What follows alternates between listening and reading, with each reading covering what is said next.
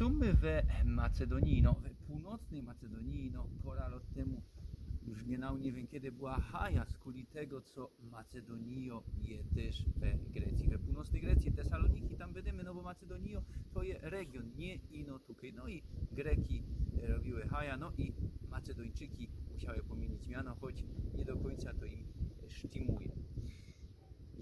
Są my we Łochrydzie, przy Łochryckim jeziorze. Łochryckie jezioro to najstarsze jezioro w Europie. Za niedługo będzie to tu przeżywać turystyczny boom. Już je wiele turystów. Piękne miasto. No, nocowaliśmy we Strudze, niedaleko stąd, 20 minut stąd. I chcieliśmy iść rano do cerkwi. Żadnych informacji o Łokerej liturgio i Wenecu nic nie piszą. Ludzie się pytają, nic nie wiedzą.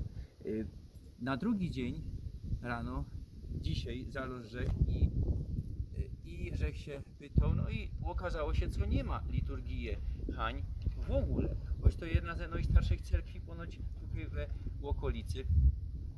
We sąsiednim mieście jedna, ale o 8, było za 5 8. Potem jadymy do Łochrydy. Na zicher coś będzie o 9, o 10. Okazało się, co nie, o 8 też są tutaj liturgie. My byli pół 10.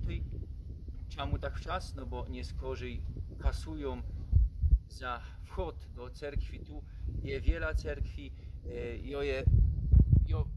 Puką na jedna z nich 3 euro 150 denarów je wchód we jednej, że był nie tej, we inkszej, we Zofii.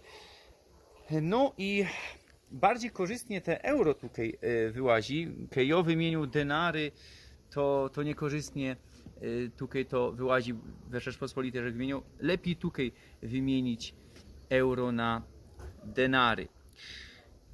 No i co jeszcze? Co mnie zaskoczyło we tych cerkwiach? No nikaj nic nie ma napisane, no ale też ławki są we cerkwiach, banki, stołki, tak i tych stołki. W Albanii też to było. No pod polskim kierunkiem tego nie ma. We Sanoku, że się ino trafił, ale kiedyś to był kościół grekokatolicki, tam kaj dzisiaj jest cerkiew. No i z kuli tego, we grekokatolickich jest. Toż mamy tutaj inaczej. We Czarnogórze, w Bośni nie ma stołków, tak jak i u nas. Co dalej? 60% prawosławnych tutaj żyje.